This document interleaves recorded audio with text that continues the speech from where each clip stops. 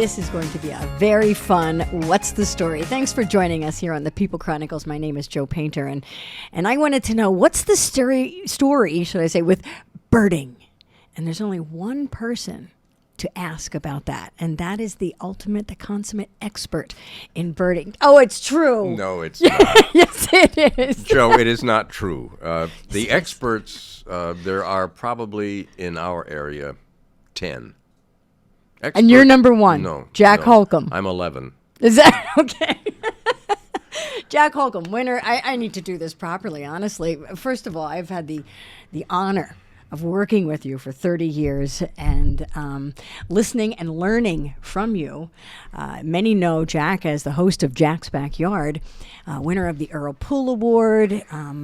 I was fortunate enough to be with you when you got the Schuylkill County Conservation Media Award, president of the Baird Club. I believe past president. Yeah. Okay. And served on the board at Hawk Mountain. I know I think you still volunteer up there. That's for right. Bird counts. That's right. And I'm sure I'm missing many things. So esteemed, certainly, and absolutely the personification of gentlemen, without a doubt. So it is my pleasure. Thanks for taking the time, Jack. Oh, Joe, it's a pleasure, but you're much too kind. No, just honest.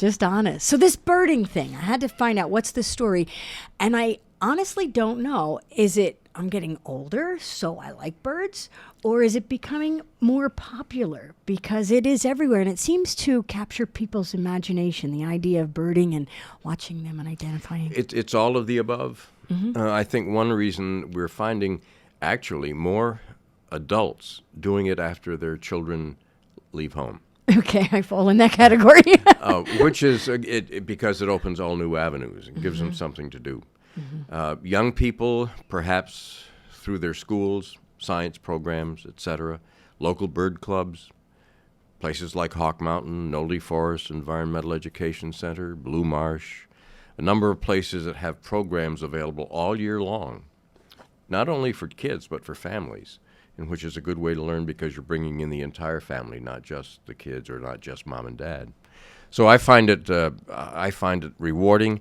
It is, I understand, and I don't have the statistics in my aging mind, but it seems to me that birding right now is close to the top of the most popular of hobbies. That's what I've heard. And growing. That's what I have heard. Yes. And so I wonder, does any of that have to do with our need to connect to something other than a computer? Yes. Maybe. I don't know. And yes. Let's take a look basically at nature. Mm-hmm. Birds are one way into nature. That's how you can learn. For example, when I started birding at a much too late age, you go out birding and there are no birds. Oh, there's one over there. So what do? You look at wildflowers. You look at mushrooms. Oh, okay. You try to find snakes. You try to find turtles. Wait, you try to find... What's the matter with you? Well, you try to find snakes? Then you see it. People run. Then you see deer, and then you see porcupine. So, in other words, you're being exposed to the entire natural world. And that really is, I think, one of the biggest pluses of birding. It gets you outside. It gets you introduced to all of the other good things that are out there.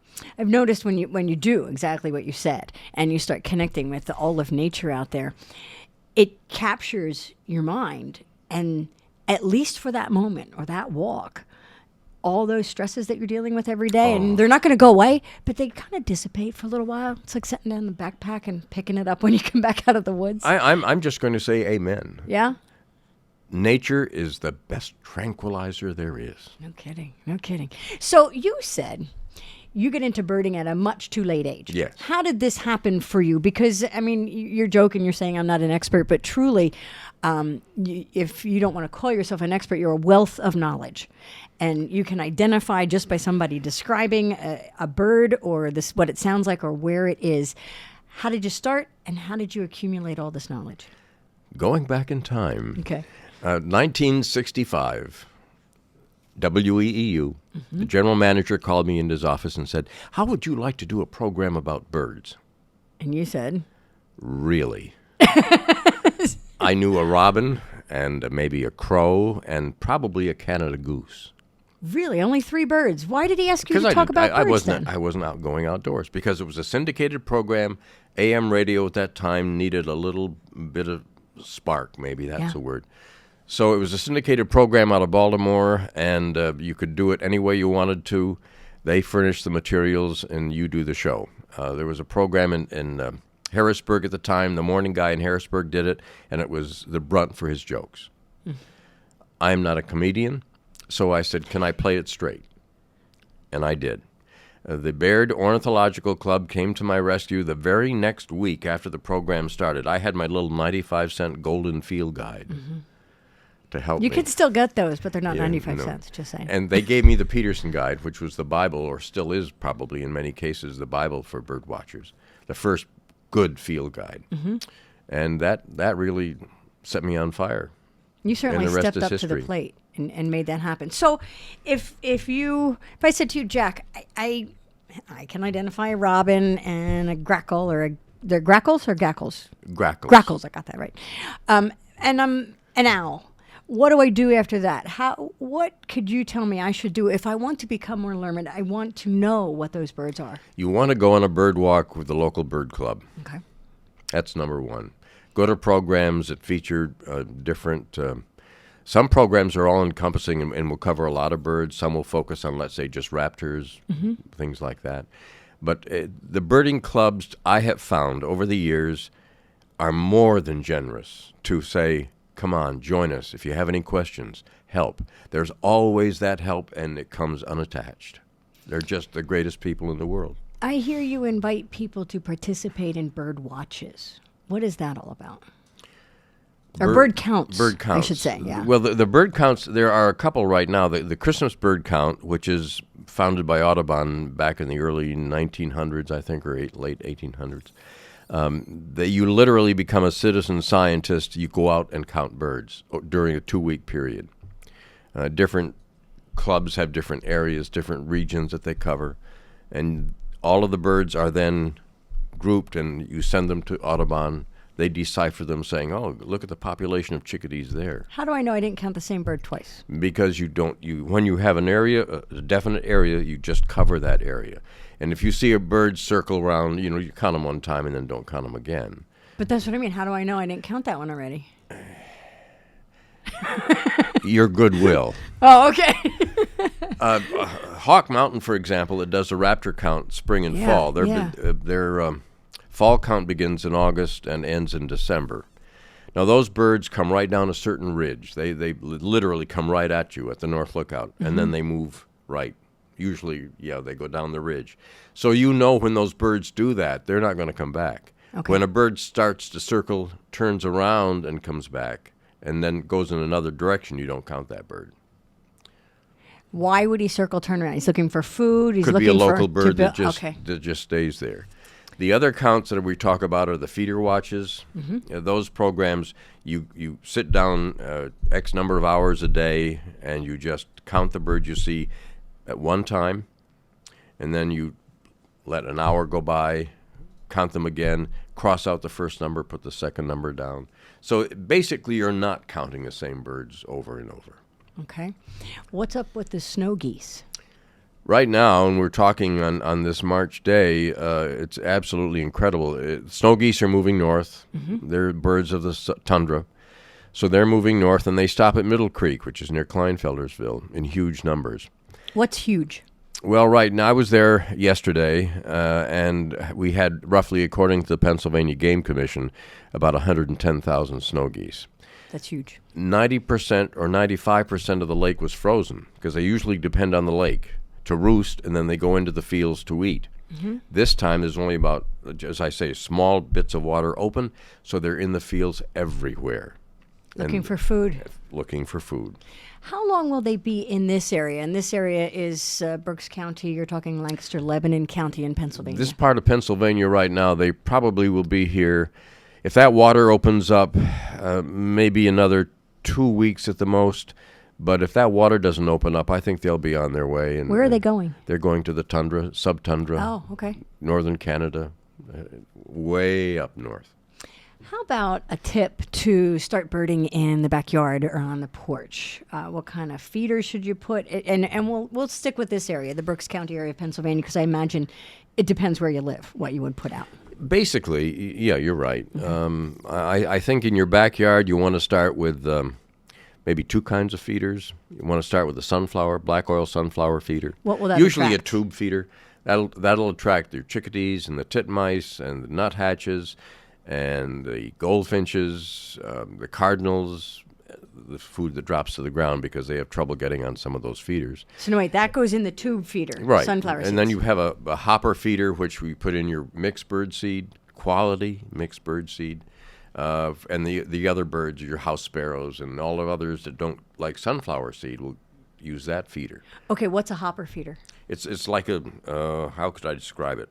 Rectangular feeder. Some have roofs, some look like little barn houses. Oh, okay. Yeah, Okay. so and you usually mounted on a pole or hanging. Now, what's good mixed birdseed? What should we look for? Spend money. It can Really, yeah. go to a quality store. Don't buy your mixed bird seed at the supermarket. Go to a quality bird store, home and garden center, and buy their top brand quality food. It has sunflower seed, it has millet, it has safflower seed, it has cracked corn, but it doesn't have a lot of the waste seed that you'll find in buying it at the supermarket. And how about hummingbirds? I love to watch hummingbirds, and in fact, you told me what to do a Buy 'em. while ago. You can make your own. Yes, you make Syrup. your own water. How do you do that? 4-to-1, 4 parts water to 1 part sugar. Then you buy the hummingbird feeder. Yes. And that has red on it, so there's no need for vegetable coloring or anything like that. Okay, so now what do you do when you have a cat and you want to attract birds? Drink. Can we do that anyway? I can now, I'm not a cat. I have never been a cat lover, but we have a cat. And that cat sits by the back door, and we call it catavision because we feed on the patio and the birds come up and the squirrels come up, and the cat sits there mesmerized. Watching him, wants to get him. So, again, keep your cat indoors because feral cats kill millions and millions of birds. I stopped actually feeding in one area because there were wood cats, feral cats, Yeah. and I found bird Yes. remains. Many. Made me sad. So you have to be careful about that. You don't want to draw birds absolutely. in for. No. Cats, feral cats, or your neighbor's cat, as the case may be, raptors, hawks, bird-eating hawks will keep birds away from your feeder. So you have to watch for those things. But that's nature. And Excuse me. lastly, you had talked about, and we started it. Get out in nature. Go outside, enjoy the outside and the outdoors, and use that opportunity to commune with the kids and share and learn and grow together. But you told me there's something that blends that technology with going outside. They're developing apps. Oh, my goodness. For those that are involved totally with the technology of the day, I'm not one. I'm getting a bit too old to learn some of those things. But anyway, you can buy birding apps. Some are free. Department of Ornithology at Cornell, which is probably the most reputable ornithological school in the world, they have one. I believe it's called Merlin. And you just put in your phone and you get the picture of the bird, you get the bird song. It's great. I mean, I take a field guide. I'm old-fashioned, see, so I take a field guide and keep field guide in the car. But either way, you can connect and Oh, yes, identify. absolutely, and it's incredible, and we're just touching the surface, I'm sure. We are. So if you have any more questions, Jack's available every Saturday morning from 8 to 10 in Jack's backyard. Is that correct? That's correct. And I thank you very much for taking the time to visit us and answer questions. And maybe when we get to the next season, we could invite you back again. That would be wonderful, and thank you very much. Thank you. Jack Holcomb, and that's What's the Story? Hi, Jack Holcomb here. Just finished a program on the People Chronicles. We invite you to join us on Facebook. And also, you might want to check out YouTube.